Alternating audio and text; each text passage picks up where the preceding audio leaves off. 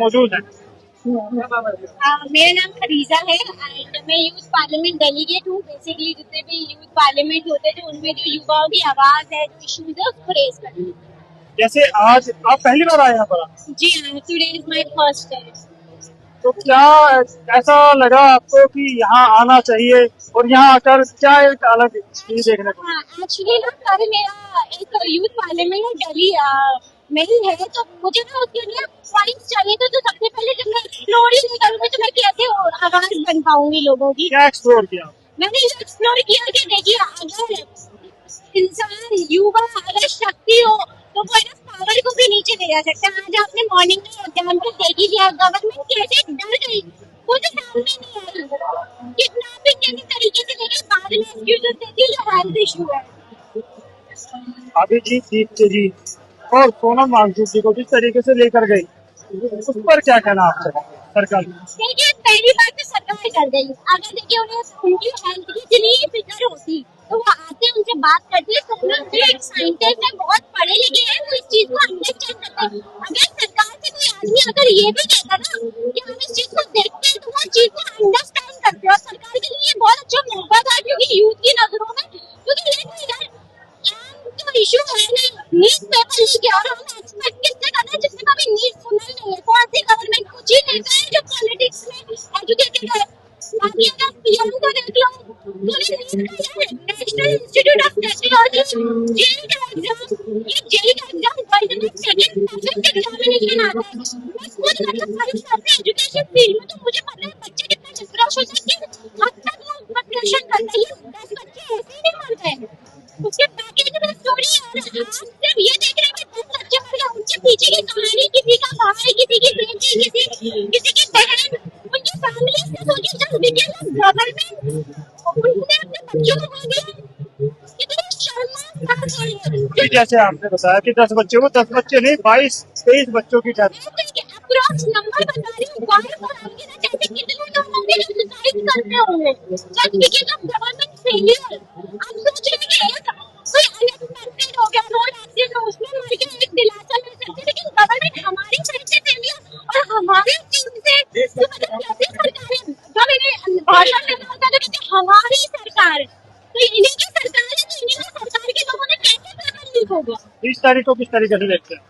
20 तारीख को देखिए, 20 तारीख को पूरे देश के युवाओं की शक्ति, ये चीज तो बिल्कुल क्लियर होगी कि जब पूरे देश का युवा बोलता है तो पावर से झुकना पड़ता है, क्योंकि सरकार यही है लोगों के लिए लोगों को भी। ये लोकतंत्र है, डेमोक्रेसी है, यहाँ पे कोई तानाशाही नहीं है, कोई अपनी मनमानी करेगा। डेमोक्रेसी तो खत्म कर दी इन्होंने, सुबह के जो आप चीजें सुबह की देखी है। तो इसमें भी लोगों की गलती है। जब नेता को भगवान मानोगे तो भगवान जैसे ही काम करेगा ना। जब नेता को नेता मानोगे, क्वेश्चन पूछोगे, आज तक मोदी जी ने क्यों कॉन्फ्रेंस नहीं करी, लोगों ने क्यों सवाल नहीं पूछा, क्या दुनिया से सवाल बाहर से पूछते जवाब नहीं देते। तो जवाब दूंगा तो पूछोगे, आपको कॉन्फ्रेंस करनी चाहिए, अकाउंटेबिलिटी लेना चाहिए। हिंदू मुस्लिम इससे देश नहीं चलता, देश चलता है अकाउंटेबिलिटी से। आजकल तो न्यूज टाइम चल गए हैं, उनके लिए क्वेश्चन पूछो तो वो गांधी परिवार में डाल देते हैं, 40 साल पुरानी बातें निकाल लेते हैं। मतलब कुछ लॉजिक है इसमें। आज की बात करते हैं, विकसित भारत कहते हैं, ऐसे नहीं विकसित भारत। तो युवा को ना नौकरी, आपको पता है पूरे भारत में 7% ऐसे लोग हैं जिन्हें ग्रेजुएशन के 1 साल के अंदर नौकरी मिल जाती है।